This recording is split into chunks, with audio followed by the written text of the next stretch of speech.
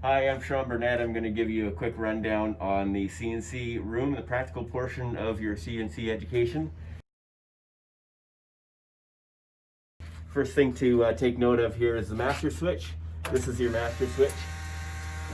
When you turn on the bed, which I've just done, the first thing to do is check for water supply. So underneath here is the water. It actually takes a little while to start running, but you just take this guy out and make sure there's water coming out. Trust me, it'll start flowing in a second. You can hear it gurgling. So we'll come back to that. The next thing is the software, the Linux CNC software. First thing you do when you have a file, a G-code file that you want to run, you take your USB drive, you stick it in here, and because CNC Linux has some quirks, what I tend to do is find my file. Hang on. Find my file on the USB. I'll go to File Manager here. Over here. And I'm going to take this guy. Where's my CNC example? Here it is, CNC test.ngc. And I'm going to send it to the desktop.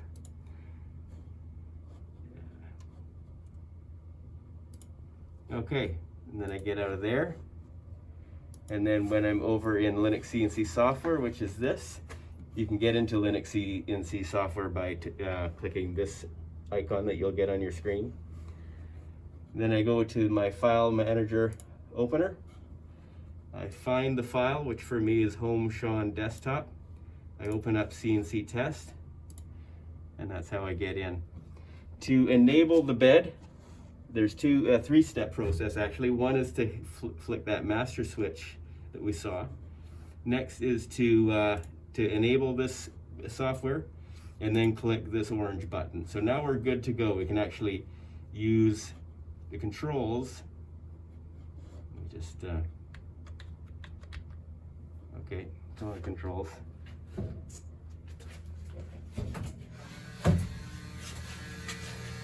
We can either use these selectors, the axis selectors, in plus or minus. Oops.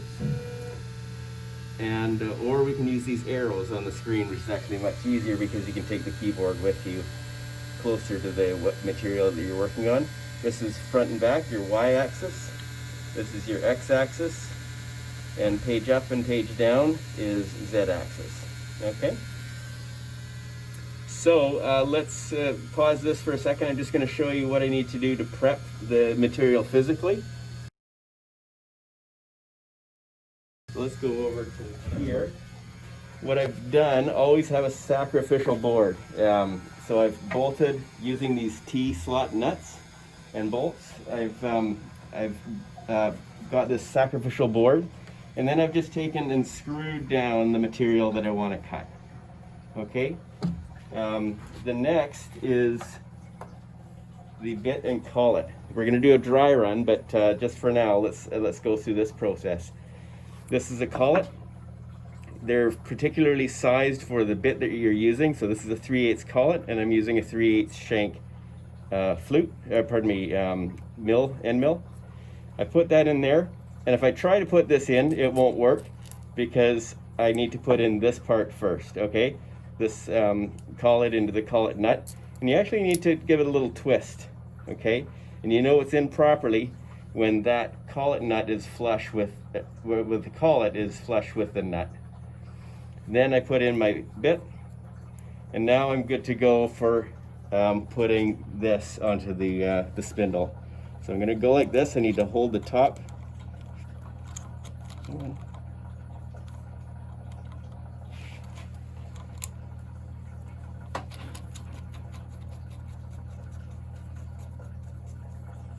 Now I take my two wrenches. One is a 17mm, which I put on top, and the other is this particular wrench just for this collet nut. Give it a nice snug fit, and then we're good to go. But because we're going to do an air run, I'm going to take this off.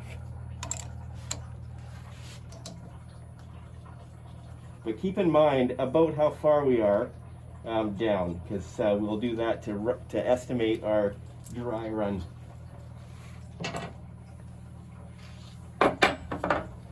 Okay, next step is to home the machine. Always remember to home all, because if you don't home all, then you need to go through the home all after you've done all your touching off. Touching off is the process of setting the spindle and the cutting bit relative to your stock of material that you want to start chewing up. Okay, so if you'll see, the spindle is at the leftmost, backmost, and topmost position. I'm now going to position it to the part that I wanted to start milling.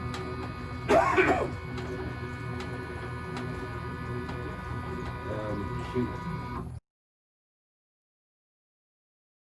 Okay, so now we're going to do our touch offs. What that is doing is telling the machine where the tip of the cutting bit is going to start, where our stock material is really going to start. So let's just imagine that we have a piece that is roughly this big. We want to do our stock touch off right about here, okay? So that's going to be our X, this is going to be our Y, and the very top of the material is going to be our Z. I don't have the bit on because we're doing just a dry run. We'll do two touch offs. One is a rough touch off for our dry run, and then we'll do a final touch off for our actual cut. Okay? So using the controls you saw earlier, we're going to position the machine.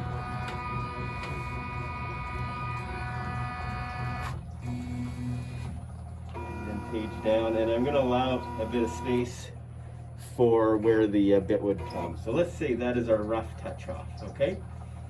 I'm going to select my axis over here, select my Z axis, click touch off, and accept the defaults. I'm going to go over to Y, do the same thing, and do X, same way. Okay, now we've got our software loaded, or our G-code loaded, and we've got the machine on and enabled. I can hear that water running, so I'm good to go for my dry run. When I do my dry run, it's the most likely time that you'll find that perhaps you chose in your 3D model, for example, a different touch-off point than you imagined. So that's when you'll find out that things aren't quite right. So I'm going to click play, and then I'm also going to be ready with this stop button over here. Okay, so let's click play. You might find this, and it means that the position that you have for your touch-off point probably doesn't match what you think it is, and there's a mismatch between where you're selecting your touch-off point in the material and what you're actually what the G-code thinks. So let's cancel this. Normally at this point I would actually go into my Fusion file and see where I selected my touch off. Alright, so we've loaded up our G-code file, and you can see Linux CNC is displaying the G-code file. You can rotate your axes and get a bit of a different view. Sometimes it can be not the clearest thing in the world, but you'll get used to it. First thing I'm going to do is select the max velocity. 300 inches per minute is really, really fast. So let's bump that down to something more like 30. Okay. And jog speed as well, doesn't really need to be that high. Let's cut that in half, say 17. Okay, now we're going to do our touch off. I'm going to use the keys that I used before, and back and forth. I'm just going to select this Y axis. I'm going to select my X axis, and then I'm going to page up and page down actually, to select my Z height. Now that's where I want my stock point to be as aligned with my Fusion model. Okay, so now I'm going to touch off each of these points. Take the Z, touch off, accept the defaults. Do the same with Y, same with X, and we're good. So we hear the water running, and we got our position in place. Also do a double check on the material. The most important thing is to make sure that both your sacrificial board and your stock material is way more secure than you think it needs to be. I've got my machine enabled, so I'm good for a play on this G-code. One thing I'm going to do though is I'm going to have my button positioned over the stop right here, just in case things don't go as I expect them to. Okay, this is our dry run, so let's just click play.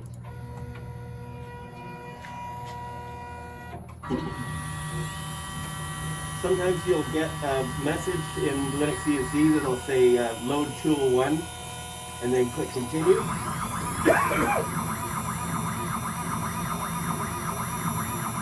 just click the OK button. So normally we would let this run through a lot of the way of the G code, but I can see there's going to be no surprises in this one. And because we're shooting a video, I don't want to put you through the whole thing. So I'm just going to stop this one. Okay, now we're going to put the bed in for real. And to do that, I need to click page up. Always remember to disengage the bed power before you do anything to do with the spindle. I'm going to take this, I'm going to put it up here, just like before.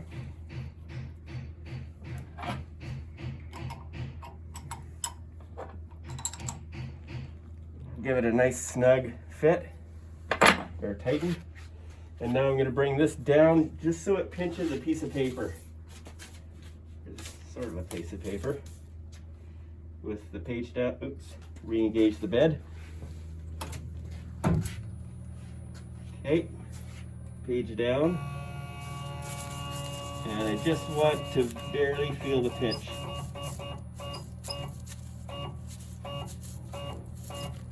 There we go. Now at this point I'm going to set my Z. You don't need to have X and Y and Z all lined up at the same time to touch off each axis. You can do them independently. So while we've got a position on Z, I'm going to touch off. Okay, and then I'm going to page up, get off that piece of paper, and I'm going to position to a spot where I want to start my touch off point.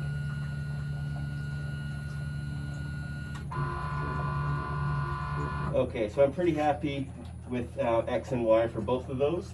So now I'm going to touch off X, and I'm going to touch off Y, and I'm good to go. Again, I'm going to be ready with that stop button.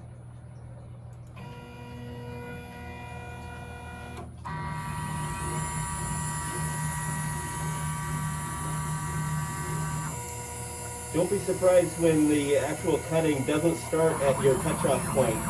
Fusion tends to hit any random point for its beginning within your model.